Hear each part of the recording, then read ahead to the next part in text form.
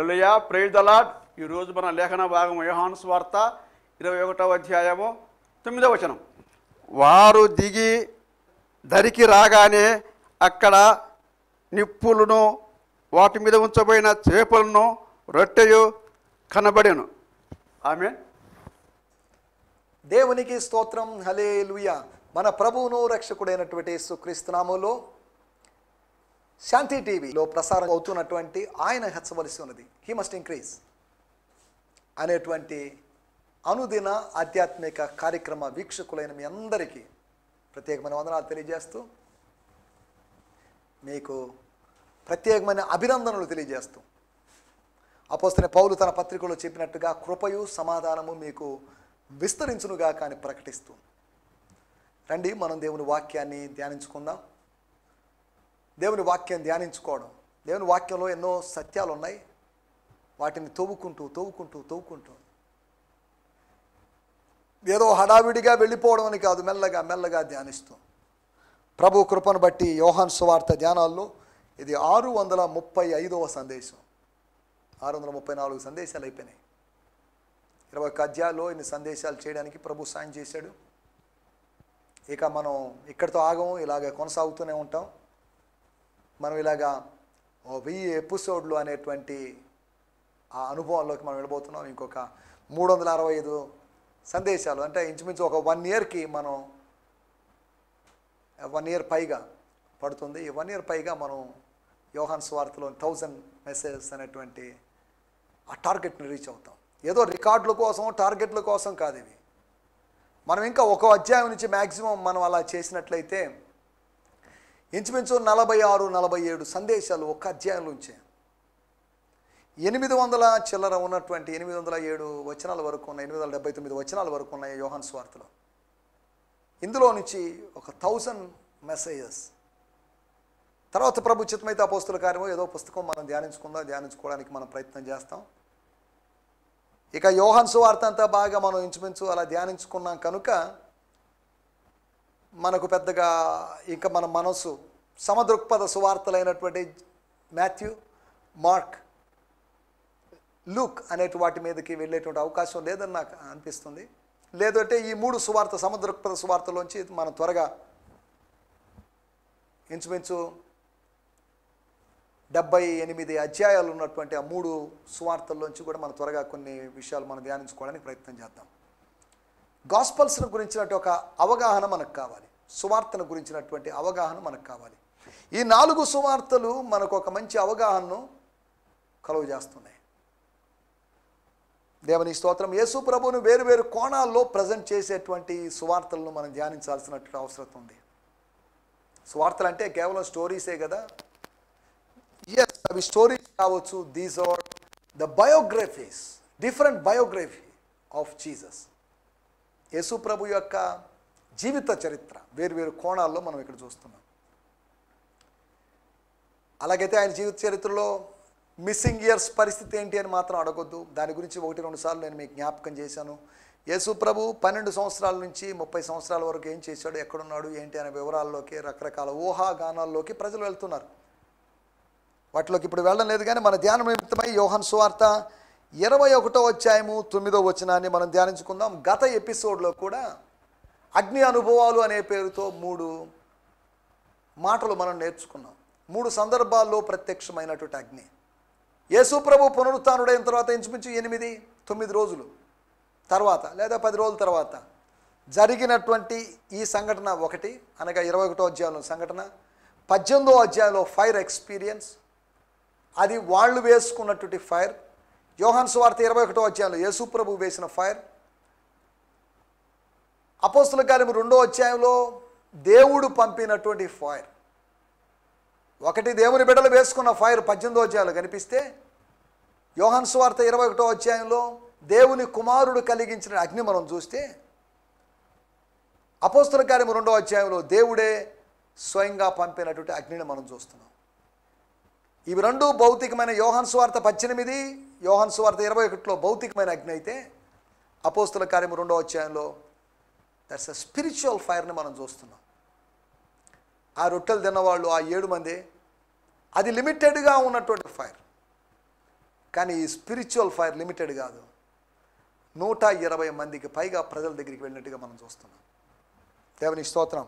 ఈ ఎపిసోడ్లో కూడా యోహాను సువార్త 21వ అధ్యాయము 9వ వచనాన్ని మనం ఆలోచిద్దాం. యోహాను సువార్త 21వ అధ్యాయము 9వ వచనం. వారు దిగి దరికి రాగానే అక్కడ నిప్పులు వాటి మీద ఉంచబడిన చేపలను రొట్టెయు కనబడెను. So when they got out on land they saw a fire of coals. అనగా బొగ్గు కణికలు మండుతున్నాయి, నివురు గప్పిన నిప్పు ఉంది అక్కడ. అనగా అదగా అక్కడున్న అగ్ని ఆర్పివేయబడలేదు, అక్కడున్న గాలు సముద్రపు హోరు గాలు అగ్ని ఆర్పలేదు, దాన్ని ఎక్స్టింగ్విష్ చేయలేదు, అనగా దాన్ని ఏమాత్రం పూర్తిగా డెడ్ చేయలేదు, చల్లబరచలేకపోయింది. తర్వాత జరిగిన విషయం, దేర్ విత్ ఫిష్, ఒకటి చేపలు, ఫిషెస్ అని కాదు, fish, laid on it and there was also bread. అనగా హాట్గా తన ప్రజలకు వడ్డించాలి అని దేవుడు తాపత్రయపడ్డాడు. తప్పు చేశారు, వీళ్ళకి అందుకనే ఏం దొరకలేదు, తప్పు చేశారు, తగిన శాస్తి జరిగింది, తగిన బుద్ధి జరిగింది, దేవుడు నేర్పించాడు, దేవునికి స్తోత్రం అని తన తండ్రిని స్తుతించకుండా అయ్యో పాపం అని వాళ్ళ మీద జాలిపడి యెహోవా ఈరే, లేదు అంటే ఒక తల్లిలాగా తండ్రిలాగా జాలిపడి వాళ్ళకి తానే ఆహారాన్ని సిద్ధపరిచాడు. సరే, ప్రశ్న, 153 చేపల్లో నుంచి కాకుండా యేసు ప్రభు దరిన ఉన్నప్పుడు యేసు ప్రభువుకు చేప ఎక్కడిది? యేసు ప్రభు కాల్చి ఇచ్చిన చేప ఎక్కడిది? ఈయన కాలుస్తూ ఉన్నాడు, ఓ చోట ఫ్రై అవుతుంది, చెప్పాడు మీరు పట్టిన వాటిలో కొన్ని తేండి అని చెప్పాడు తర్వాత వచనాల్లో. అనగా వల వేస్తే శిష్యులకి చేప దొరికింది, వల వేయకుండానే యేసు ప్రభువుకు చేప దొరికింది. చూడండి, సృష్టికర్తకి సృష్టించబడిన వారికి ఉన్నటువంటి తేడా అదే. వీళ్ళు ప్రయత్నం చేస్తే వాళ్ళకి దొరికింది, ఆయన ప్రయత్నం చేయకుండానే ఆయనకు దొరికింది. దేవుని స్తోత్రం, హల్లెలూయా. మానవునికి ప్రయత్నాలు ఉన్నాయి, ప్రభువుకి ప్రయత్నాల యొక్క పని లేదు. కనుక తన సృష్టిలో సముద్రంలో డీప్ సముద్రంలో ఉన్నటువంటి చేపను పిలిచి తన ప్రజలకు ఆహారంగా మార్చబడ్డానికి ఐడియా చూడండి. యేసు ప్రభు యొక్క ఐడియా మత్తయి సువార్త 17వ అధ్యాయంలో ట్యాక్స్ కట్టాలి, షెకెల్ అనేటువంటి ట్యాక్స్ కట్టాలి. ఏం చేయాలి? డబ్బులు లేవు, ఎవరి దగ్గర లేవు. యూదా ఇస్కరియోతుని అడిగితే అందరికీ పే చేయమంటే చేయొచ్చు, కానీ యూదా ఇస్కరియోతు దగ్గర డబ్బులు ఉన్నాయో లేదు. మరి ఆ టెంపుల్ ట్యాక్స్ చెల్లించాలి. ఏం చేయాలి ఇప్పుడు? అలా ట్యాక్స్ చెల్లించకపోతే ఇంకా ఫైన్ వేసేటువంటి అవకాశం ఉంది, ఇంకా అధికంగా చెల్లించాలి. ఎక్కడి నుంచి వస్తుంది ఈ మనీ? ఆత్మలో ప్రభు చూసినప్పుడు తనకు కావలసినటువంటి ఆ మనీ, ఆ డ్రాక్మా, ఆ ధనము, ఆ ద్రవ్యం ఎక్కడుందంటే ఆ ద్రవ్యాన్ని దేవుడు ఒక చేప నోట్లో దాచాడు. దేవుని స్తోత్రం. అనగా అది క్షేమంగా ఉండినట్లుగా, అది ఏమాత్రం మింగుడు పడకుండా, మళ్ళీ చేప కడుపులోంచి బయటికి పోయి సముద్రంలో కలిసిపోయి కాకుండా దాన్ని ఒక సేఫ్ పొజిషన్, నీ ఆశీర్వాదాన్ని ఆయన భద్రంగా ఉంచాడు. తిమింగళం కడుపులో, పెద్ద చేప కడుపులో, మత్స్యపు కడుపులో యోనాని దాచినట్లు వేరే చేపలు వచ్చి యోనాని తిననీయకుండా చేప కడుపులోనే భద్రపరిచాడు. ఆయన ఆశీర్వాదం, అబ్రహాము ఆశీర్వాదం ఎవరు దొంగలించకుండా పొదలలో చిక్కుకునేటట్టు చేశాడు పొట్టేల్ని. ఇప్పుడు చేప నోట్లో చిక్కుకునేటట్టు చేశాడు ఆ కాసుని, లేక మనీని. నీ ధనమైనా, నీ వ్యక్తి అయినా, నీ బలి పశువు అయినా కానీ భద్రంగా ఉంచబడింది, దాన్ని ఎవరు తీసుకోబోలేరు. గుర్తుపెట్టుకోండి, దాన్ని ఎవరు దోచుకొని పోలేరు. దేవుడు నీకు ఇస్తున్న ఆశీర్వాదాన్ని ఎవరు దోచుకొని పోలేరు. Because it's in the safe place. అది క్షేమకరమైనటువంటి పరిస్థితిలో ఉంది, సేఫ్టీ లాకర్లో ఉంది, గాడ్స్ సేఫ్టీ లాకర్లో ఉంది. తిరుగుబాటుదారుడైన మనిషిని తిమింగళం కడుపులో పెట్టాడే, లేకపోతే మతించినటువంటి పొట్టేల్ని పర్వతం మీద కొమ్మల్లో చిక్కునేటట్టు చేశాడే, ఆ దేవాలయానికి చెల్లించాల్సినటువంటి ఈ మనీ ఎక్కడికి ఎలా వచ్చింది? చేప కడుపులోకి అని ఆలోచిస్తే ఎవరో జోబులోంచి ఎక్కడి నుంచో పడిపోయింది. అది ఏ యాజకుని జోబులోంచో లేదా ఏ జాలల జోబులోంచి పడిపోయింది. అది ఏదో ఆహార పదార్థం అని భావించి, ఎరగా భావించి అది మింగింది. మింగలేక కక్కలేక అది అలాగే ఉంచింది. చేపను పట్టుకొని ఫ్రై చేయడం కోసం కాదు, కూర చేయడం కోసం కూడా కాదు, దాంట్లో నిధులు ఉన్నాయి. దేవుడు ఆశీర్వాదాలను ఎక్కడో దాచాడు. ఎవరో ఒకరి ప్రేరేపణ కలిగించడం ద్వారా ఒక ఆశీర్వాదం కదిలి నీ దగ్గరికి వస్తుంది. అయ్యో, ఈ పరిచర్యకి మనం ఏదో ఒకటి చేయాలండి, ఆ వ్యక్తికి ఏదో ఒకటి చేయాలండి, అమ్మాయికి ఏదో ఒకటి చేయాలి, అబ్బాయికి ఏదో ఒకటి చేయాలి అని ఆలోచిస్తున్నారే. ఈ ఆలోచనలోంచి ఒక ప్రేరేపణ కలిగి వాళ్ళ దాతృత్వం విస్తరిస్తుంది. సరే, దేవునికి స్తోత్రం. మనం వాటిలోకి వెళ్ళడం లేదు. మనం ఆలోచిస్తున్న విషయం, నీ కొరకు ఆహారాన్ని సిద్ధపరిచాడు, నీ కొరకు పొట్టేల్ని, నీ కొరకు ద్రవ్యాన్ని, ధాన్యాన్ని సిద్ధపరచగలిగినవాడు. న్యాయాధిపతుల గ్రంథం 6వ అధ్యాయంలో గిద్యోను కోసం ధాన్యాన్ని, గోధుమల్ని భద్రపరిచినవాడు. గోధుమలు లేవు అక్కడ, ఎవరికి లేవు, ఎవరు లేరు అక్కడ పొలాల్లో. ఎవరి పాటికి వాళ్ళు వెళ్ళిపోయారు, చెదిరిపోయారు. ఎవరో 1-6 జనాలు ఉన్నారు, అంతవరకే. గిద్యోను యొక్క ఫ్యామిలీ మాత్రం ఉంది. వాళ్ళందరూ పిలిస్తే మేము రావులేండి, మేము ఇక్కడే ఉంటామని ఉండొచ్చు. లోయల్లో, వాగుల్లో, కొండల్లో, డొంకల్లో వెళ్ళిపోయారు, చెదిరిపోయారు. ఉన్నటువంటి పొలము బాగా పైకి ఎదిగి వచ్చినప్పుడు మిద్యానీయులు వచ్చి మొత్తాన్ని తొక్కి పాడు చేసి, వాళ్ళ గుర్రాల చేత, ఒంటెల చేత తొక్కి మొత్తం పాడు చేసి అని చరిత్ర చెప్తుంది. ఇటువంటి పరిస్థితుల్లో గిద్యోనికి ధాన్యం ఎక్కడి నుంచి వచ్చింది? గిద్యోను ఖాళీగా కూర్చున్నప్పుడు దేవుని దూత మాట్లాడిగా, ధాన్యమును దొల్లగొట్టుకొని చుండగా ధాన్యాన్ని దొల్లగొడుతున్నాడండి. అనగా గిద్యోను ఉన్న ప్రాంతంలో ఆకలితో మాడి చచ్చిపోవాలని దేవుని ప్రణాళిక కాదు. తాను ఉన్న ప్రాంతంలోనే శ్రేష్టమైన గోధుమలు భుజించాలి. అందరూ పారిపోయినప్పుడు పారిపోకుండా నిలబడ్డాడే, అందుకనే అతనికి ఆహారాన్ని అనుగ్రహించాడు. పారిపోకుండా నిలబడ్డ వానికి ఆశీర్వాదం ఉంది, పిరికి వానికి ఆశీర్వాదం లేదు. అతడు పరాక్రమం కలిగిన బలాఢ్యుడు అని పిలువబడ్డాడు. ఏంటిది, నేను ఎందుకండి పరాక్రమం కలిగిన వాడిని అని ఆర్గ్యుమెంట్లో దిగలేదు. నేను పరాక్రమం కలిగిన వాడిని కాదు, క్షమించండి, ఆ టైటిల్ నాకు పెట్టొద్దు, ఆ పేరు నాకు ఇవ్వద్దు, ఆ బిరుదు నాకు ఇవ్వద్దు అని గిద్యోను దేవదూతతో ఆర్గ్యుమెంట్కి దిగలేదు. ఒక విధంగా తాను జీవిస్తున్నాడంటే ఒక సాహసంతో జీవిస్తున్నాడు, తెగించి జీవిస్తున్నాడు. ఈ లోకంలో మనం జీవిస్తున్నామంటే ఒక తెగింపుతో జీవిస్తున్నాం. ఉండి జీవించడం లేదు, మనం లేకుండా జీవిస్తున్నాం. ఈ సేవ చేస్తున్నామంటే ఏదో ఉందనిగా సేవ చేయడం, ఈ టీవీ ప్రోగ్రామ్స్ ఏదో ఉందని కాదు, లేదు అయినా చేస్తున్నాం, దేవుడు ఇస్తున్నాడు, తెగింపుతో చేస్తున్నాం. ఇక ఉద్యోగం ఉంటే ఉండి, పోతే పోని అనే ఉద్దేశంతో నికోదేమైనా, అరిమతే యోసేపు అయినా తెగించారు. వాళ్ళు అరిమతే యోసేపు మాత్రమే తెగించాడని రాయబడింది. లేఖనాలు చదివితే అరిమతే యోసేపే కాదు, నికోడేమస్ కూడా తెగించాడని మనం అర్థం చేసుకోవచ్చు. ఎవరికి కావాలండి ఉద్యోగం? ప్రభువుని కాకుండా ప్రజలను మాత్రం సంతోషపరిచే ఉద్యోగాలు ఎందుకు? జక్కయ్య ఆయన్ని వెంబడించుండొచ్చు, లేవి ఆయన్ని వెంబడించాడు, ఎంతమంది ఆయన్ని వెంబడించారు వాళ్ళ ఉద్యోగాలను వదులుకొని. సరే, దేవునికి స్తోత్రం. మనం ఆలోచిస్తున్నట్టు మొట్టమొదటి విషయం, ఆదికాండం 15వ అధ్యాయం 17వ వచనంలో మనం గమనిస్తే అక్కడ ఒక ఫైర్ని మనం చూస్తున్నాం, అక్కడ ఒక మంటను మనం చూస్తున్నాం. ఆదికాండం 15 అంటే మొదటి వాక్యం అద్భుతంగా ఉంటుంది. యెహోవా వాక్కు లేదా వాక్యము అబ్రహాముకు దర్శనం ద్వారా వచ్చిందని. 17వ వచనం మనం చదువుదాం.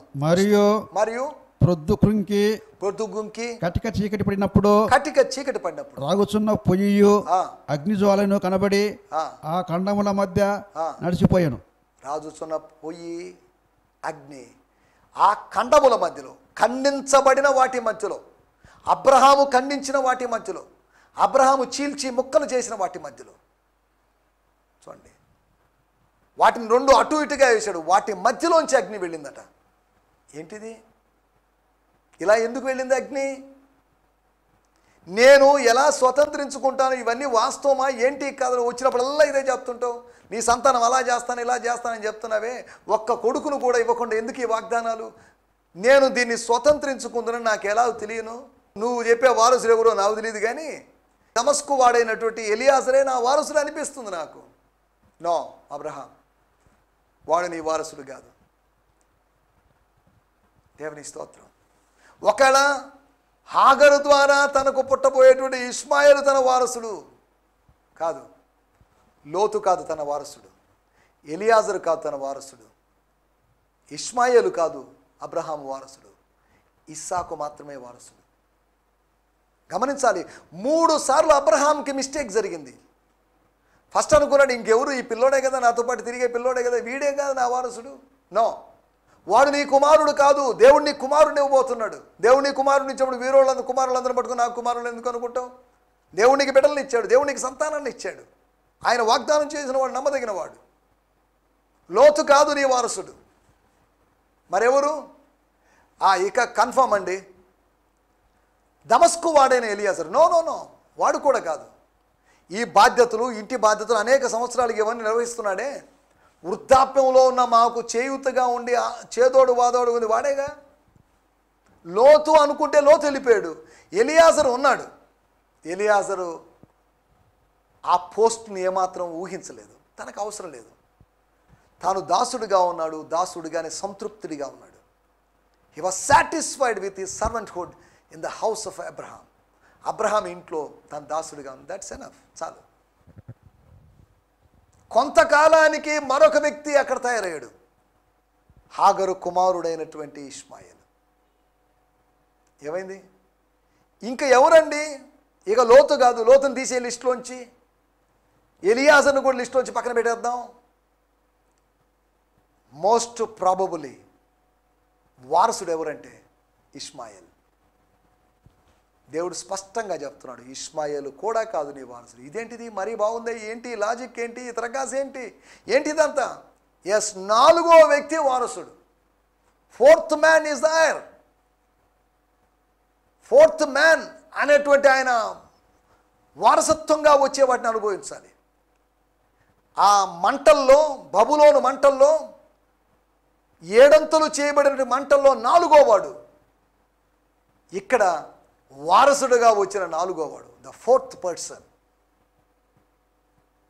ఆ 4th person is nothing but A symbol, A type of Jesus Christ. మనుష్య కుమారుని పోలినవాడు. ఆ 4వ వాడు ఇస్సాకును పోలినవాడు. ఇస్సాకులాగా బలిపీఠం ఎక్కినవాడు.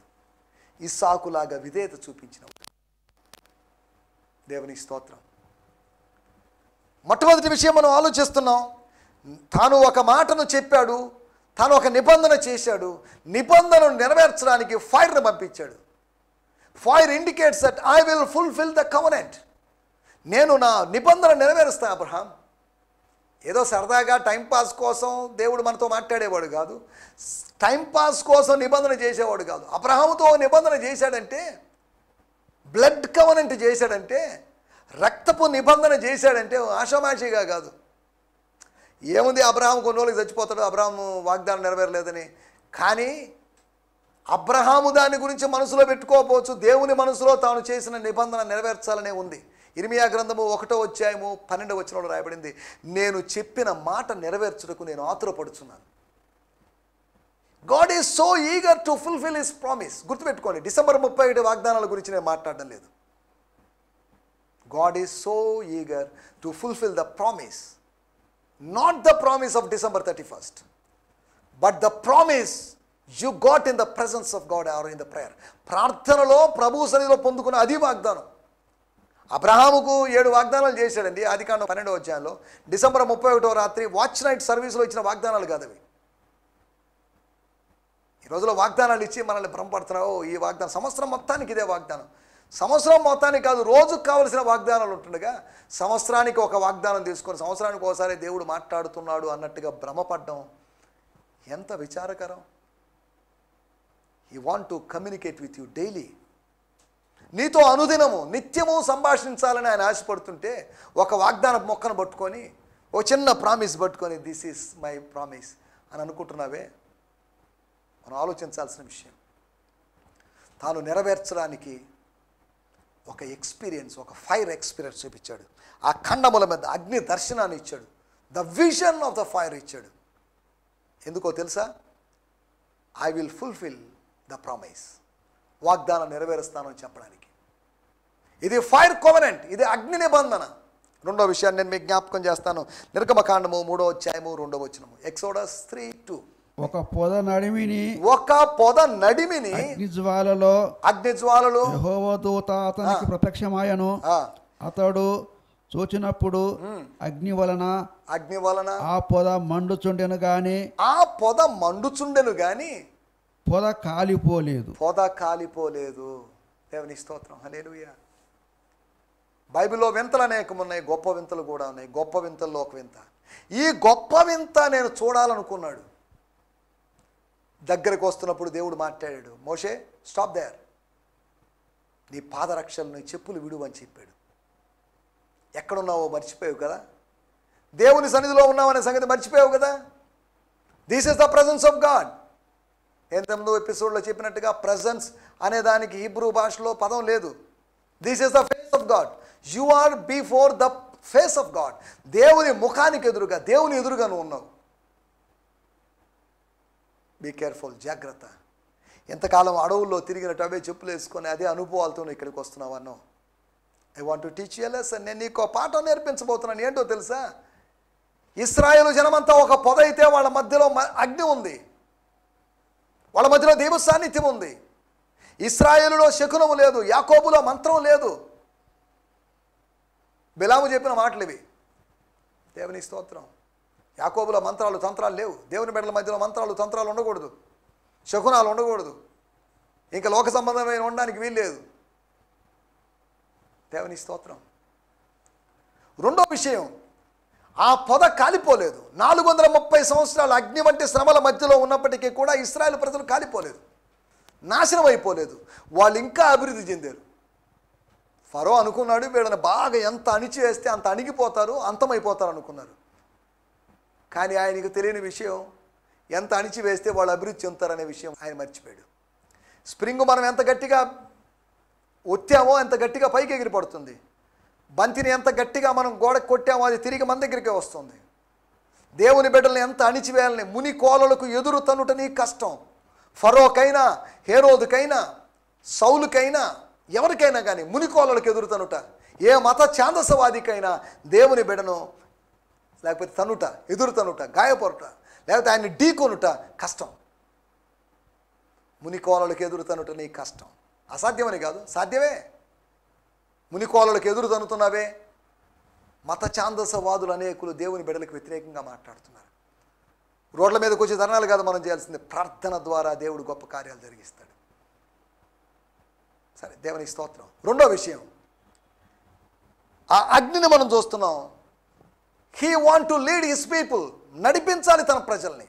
ఒకటి, తన నిబంధనను, తన వాగ్దానం నెరవేర్చడానికి అగ్ని దర్శనాన్ని ఇచ్చాడు. రెండోది, తన ప్రజలు నడిపిస్తానని చెప్పడానికి. 430 సంవత్సరాలు నా ప్రజలు ఉన్నారు, ఇక ఉండరు, ఇక్కడ ఈ దేశంలో ఉండరు వాళ్ళు. They will leave this place. ఈ స్థలాన్ని వదిలిపెడతారు. ఎలాగా ఏమో, త్రూ యూ, నీ ద్వారా. ఎవరి ద్వారా నువ్వు అనుకుంటున్నావో నీ ద్వారా. ఎవరు లేరనుకుంటున్నావో నీవు ఉన్నావుగా. You are there, you are available, you can do ministry. గ్రామాల్లో పరిచర్య లేదా, యు ఆర్ అవైలబుల్. ఎంతసేపటికి చర్చ్లో కూర్చొని ఆ చర్చ్ ఆఫరింగ్స్ లెక్క పెట్టాలు, లేదా చర్చ్ ఊడవడాలు, వీటితో పరిమితం కాకుండా కమ్అట్ ఆఫ్ దట్ చర్చ్.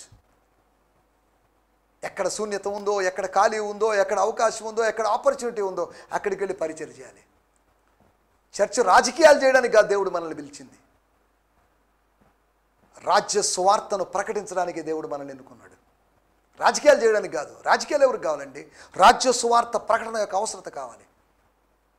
ఈ యుగము అంతం జరగాలంటే, అంతం రావాలంటే రాజ్య సువార్త ప్రకటన రావాలి, ప్రకటించేవాళ్ళు కావాలి.